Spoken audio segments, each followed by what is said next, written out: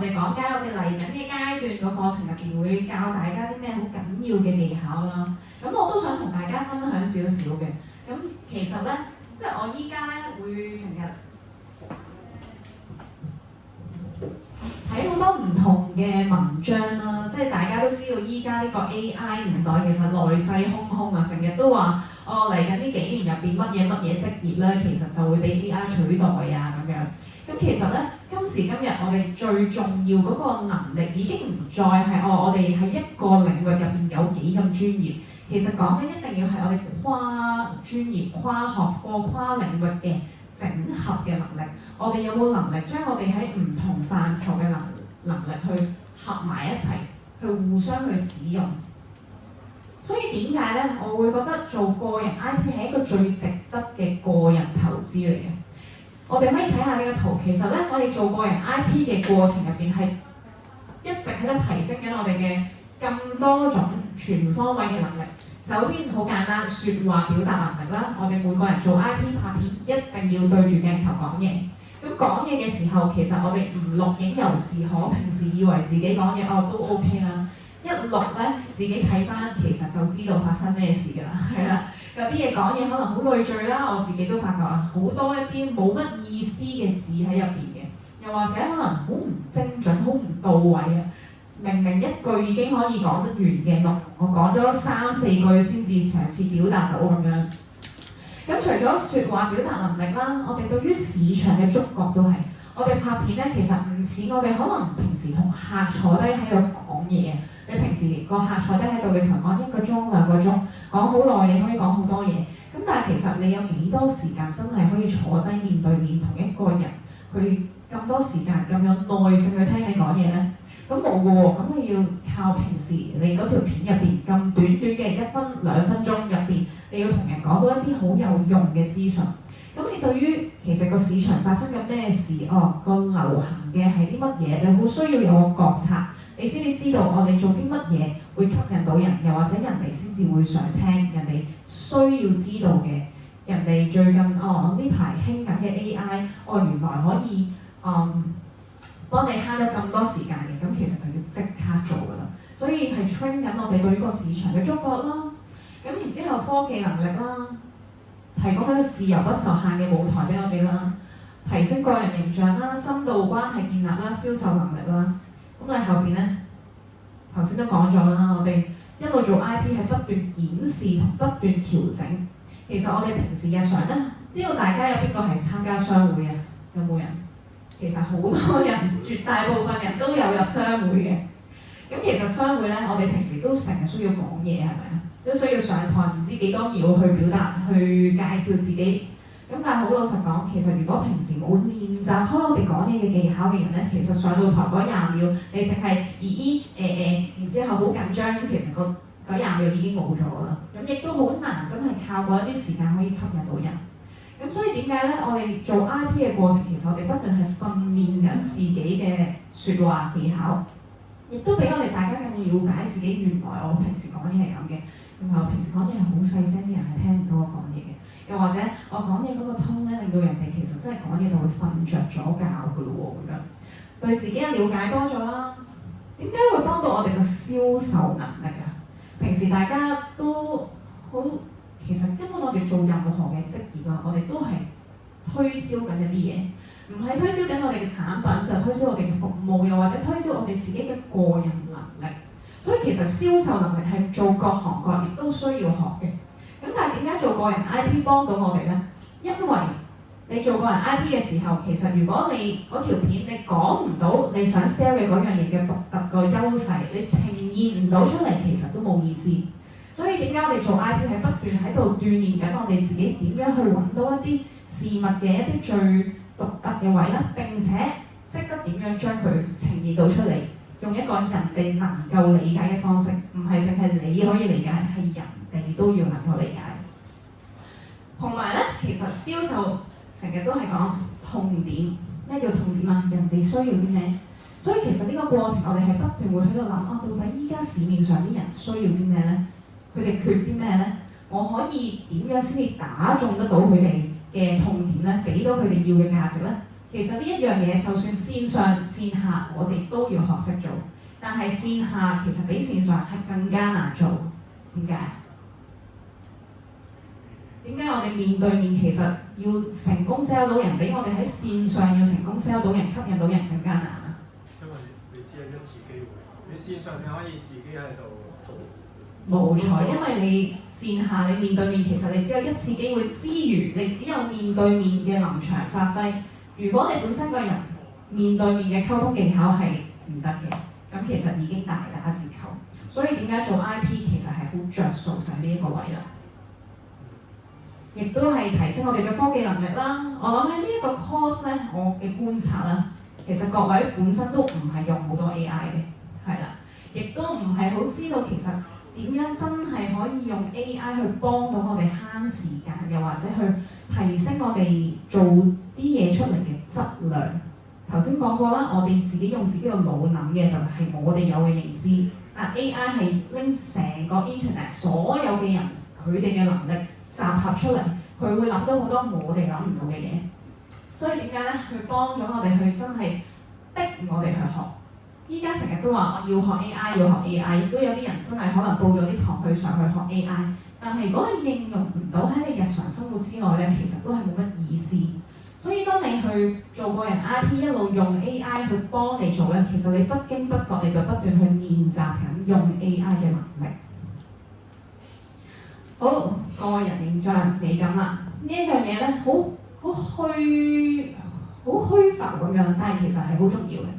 因為我哋做 IP 嘅時候，其實我哋都要去知道到底乜嘢先至叫靚啊！我哋要首先睇到咩係靚，亦都識得呈現自己嘅靚。呢個頭先講過啦，即係其實我哋平時如果唔識做 IP 咧，我哋日日喺度碌 IG， 其實我哋就喺度俾人釣緊嗰條魚啦。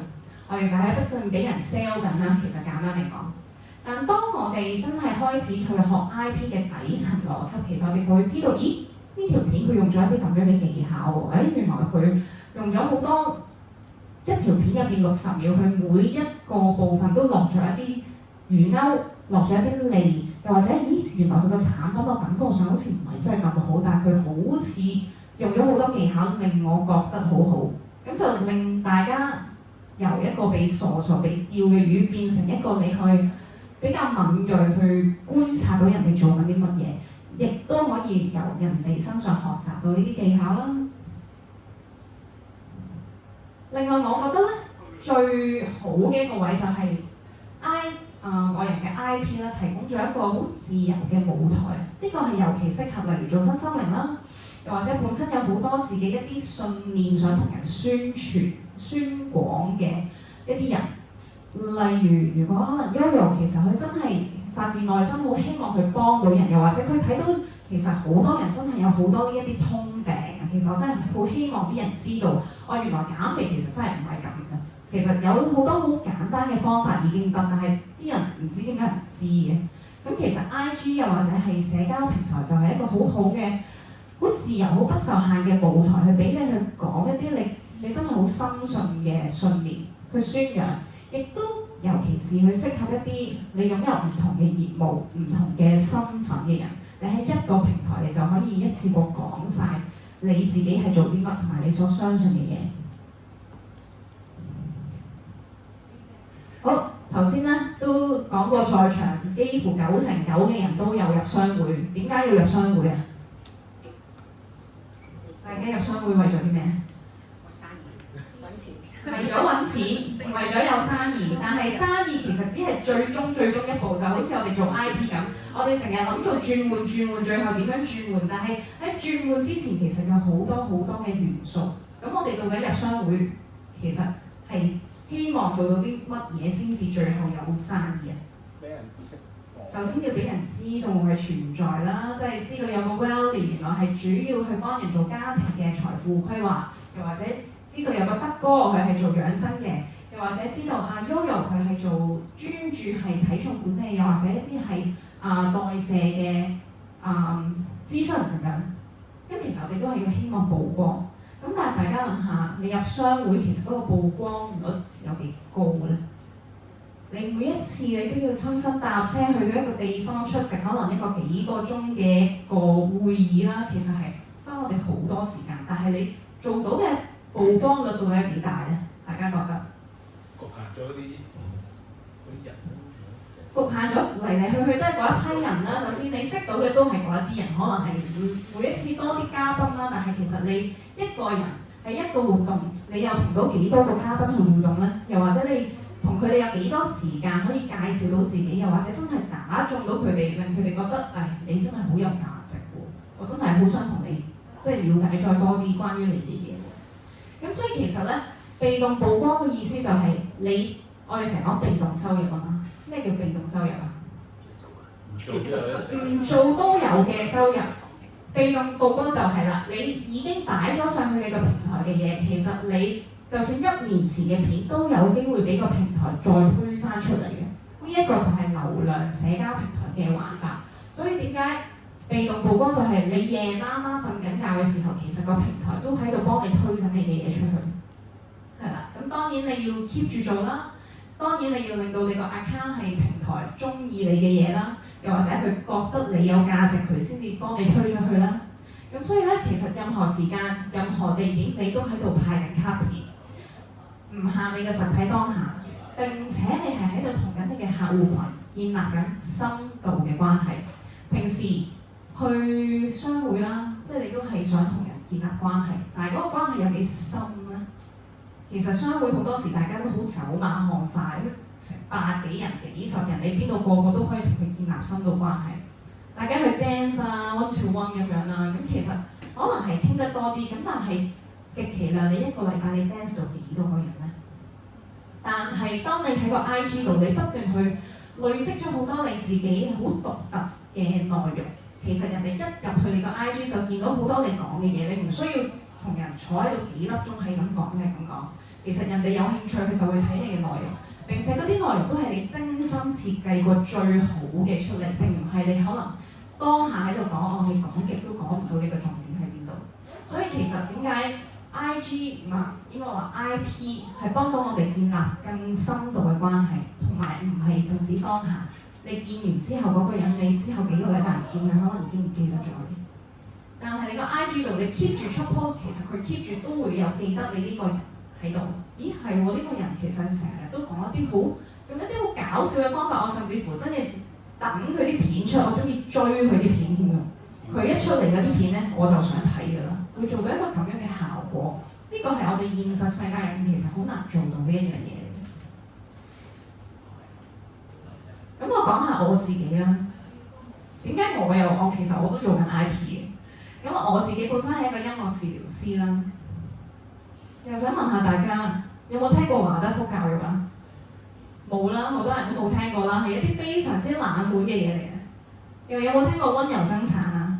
更加少。呢個香港係有講呢一樣嘢嘅人，我諗10隻手啲，一隻手都數唔晒，係得寥寥可數嘅幾個人嘅啫。溫柔生產呢一樣嘢，陪產員香港都係一個唔存在嘅職業，有好多好零丁嘅外國人喺度做緊。咁點解我要做個人 IP 咧？其實我就希望我喺我嗰個平台上面可以宣揚到呢一啲咁冷門、咁非主流嘅嘢，可以用一啲好落地嘅方式俾人去了解呢啲係乜嘢嚟。呢啲係我想宣揚嘅信念。咁呢個係我嘅 page 啦。咁所以咧，我都係希望去用一啲好 catchy 嘅方法去俾大家去了解一啲比較深奧嘅嘢，又或者一啲比較學術嘅嘢，又或者一啲人哋平時就咁睇唔會即刻就覺得有興趣嘅嘢，但係其實係同每一個人都好切身相關。即係生仔，我哋個個身邊都有人生仔㗎啦。但係有冇人知道其實原來現今嘅主流嘅醫院嘅生產其實對媽媽對 BB 都係好大嘅傷害喎。咁但係如果係咁，我哋有啲乜嘢其他嘅 option 咧？咁我就會喺我 page 度每次深啲咁樣，等啲人慢慢去知多啲。咁其實我都收到好多 feedback， 係啲人都話，睇我嘅呢一啲 post， 佢真係學多咗好多，知多咗好多關於原來生仔啊，又或者係一啲教育嘅知識嘅。咁再俾多個 example 大家。大家試想像下，我而家同你講，我有位朋友佢係做獸醫嘅，佢係做一啲非主流嘅中醫嘅獸醫嘅，用啲中醫嘅方法去幫動物。佢好犀利喎，佢成日都幫啲動物起死回生喎。咁大家記住咧，平時如果自己有動物啦，又或者身邊朋友有動物咧，需要咧就記住揾佢咯咁樣。咁我頭先呢個介紹呢個嘗試去幫我朋友做 referral 啦嚇，咁可唔可以幫我撳一撳呢個咧，俾大家去睇下。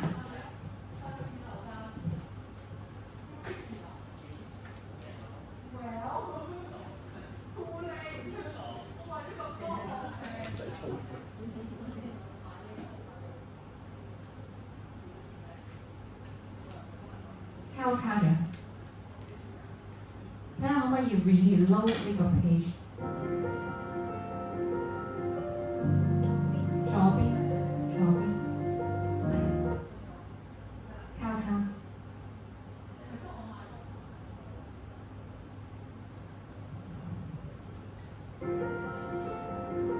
大家可以睇一睇條片先。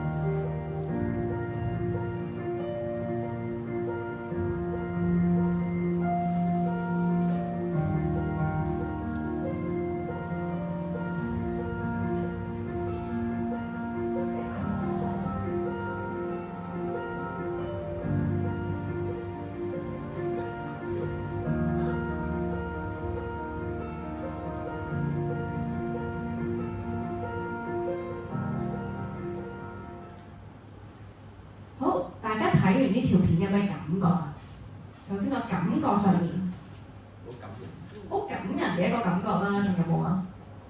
大家會唔會對於呢一個醫療嘅方式，又或者呢位獸醫嗰個好奇心大咗好多？會想了解多，甚至乎撳入去睇佢多啲其他相關嘅呢啲神奇嘅醫案。尤其是我唔知大家有冇養寵物啦，如果有養寵物嘅，可能個感受更加深。因為其實今時今日咧，即係出去睇獸醫，除咗好容易俾人鋸之外啦，其實係好多時俾人鋸完，其實佢條命都係唔會救得翻嚟嘅。咁但係即係一個咁樣嘅真實嘅 case 呈現出嚟，唔同嘅獸醫都已經判咗佢死刑，話佢冇得救，但係佢可以將一隻咁樣嘅動物救翻去健康，回復翻佢嘅原本由癱瘓，原本即係話佢要你死啦，你可以安樂死㗎啦，即係復原翻去到原本好調皮、好活潑嘅健康狀態。咁比起我頭先就咁齋同你講，我有位朋友佢係做獸醫嘅，即係佢好犀利㗎，佢起死回生㗎，即係呢一個嘅入心嘅程度，又或者令你嗰個印象深刻嘅程度係咪爭好遠啊？所以其實我哋今時今日做推廣又好，做一啲品牌嘅個人形象嘅營塑都好啦，其實你一條片整咗出嚟，仲要佢係 keep 住都可以俾人睇過，我哋可以不斷嗌人幫手 share 呢條片出去，俾更加多人睇到。即係你一個人嗰把口，又或者其他人，就算真係幫你去不斷 sell， 其實都做唔到呢一個效果。咁所以呢一個就係我想呈現俾大家去感受嘅，做個人 IP 嘅嗰一個嗰個潛力喺邊度。咁所以啦，係啦，我哋去翻個 Canva 嗰度，下一頁。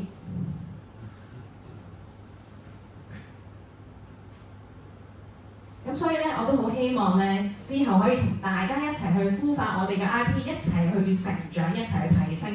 即係頭先嗰條片咧，其實係我做嘅。頭先讀咗呢條片，係呢一位獸醫其實係我嘅天生嚟嘅。咁所以我係同時間咧做緊自己嘅 IP 啦，又幫我先生係做緊佢嘅 IP 啦，所以咧我都係不斷去成長。所以點解我可以話到俾大家聽？做 IP 咧係真係一個全方位能力嘅提升，即係我喺做 IP 呢個過程，我發覺我好多呢一啲能力都係一直喺度提升緊嘅。咁所以咧，我都好希望可以喺呢一個 IP 路上咧，同大家一齊繼續去努力啊！咁咧就之後講翻一啲就資訊性嘅嘢啦。咁其實就係如果大家記得咧，大家全部都係屬於創始學員嘅。咁你第一階段咧其實係4341啦。咁第二階段同第三階段咧個學費都係4941。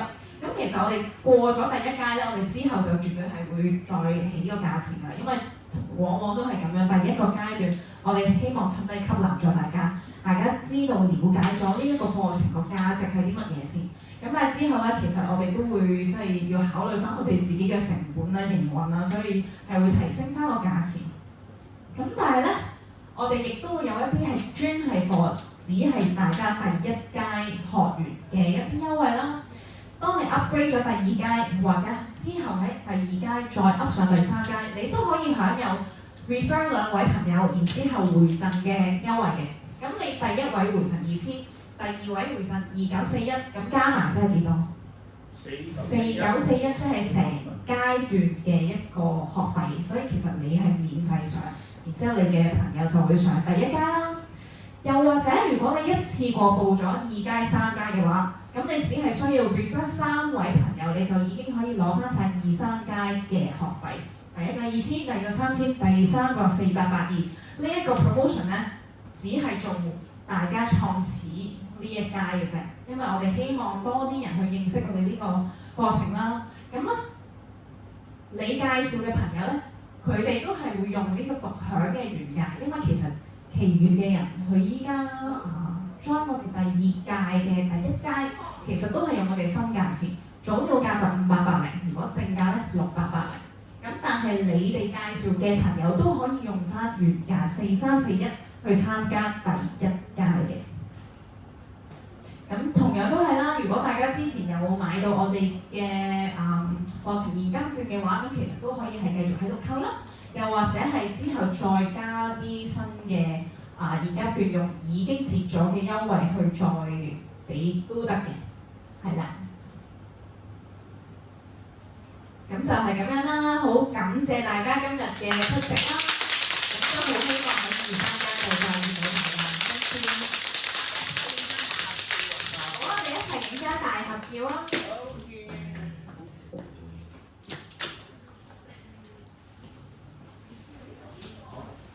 我哋去呢邊。好，我哋係一齊。我哋先，我哋3次嘅。向邊邊啊？我哋向呢邊。呢邊有呢邊有background啊。呢度。唔係再開始。show time 一張。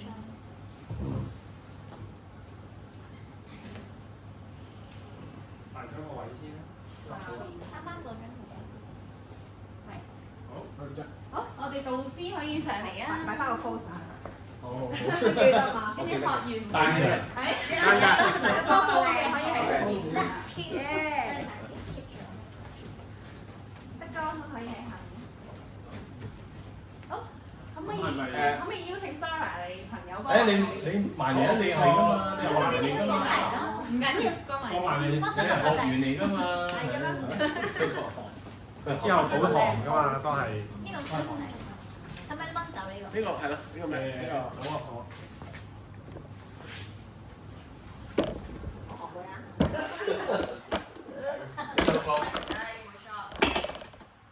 喂，擺 pose 啊！擺錯嘅。準備1、2、3笑，1、2、3笑。有幾收聲？1、2、3笑。好。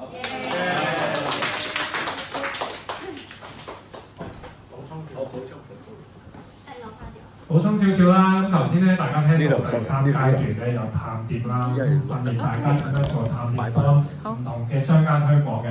咁其實咧秒秒站咧，我哋都發展得好快啦。咁我哋好多商家嘅產品服務咧都需要大家推廣。同埋嚟緊咧後邊咧，我哋都會整一個身心靈嘅榻榻米係一個打卡一一個茶室啦，或者飲燉湯嘅地方。咁所以咧，到時我哋都好需要咧有人去推廣嘅。咁所以咧，既然咧我哋都有呢個 budget 咧去做呢件事咧，其實我哋都好希望咧去揾翻我哋自己嘅超級會員啦。特別係咧，我哋經過訓練咧嘅大家咧喺第3階段，如果大家咧係探店上面咧啲作品咧係有翻咁上下質量嘅話咧，我哋咧都係會優先咧出錢咧係請大家咧去幫我哋去宣傳去拍嘢嘅，係啦。咁呢個咧大家記住啦，咁我哋第3階段見啦。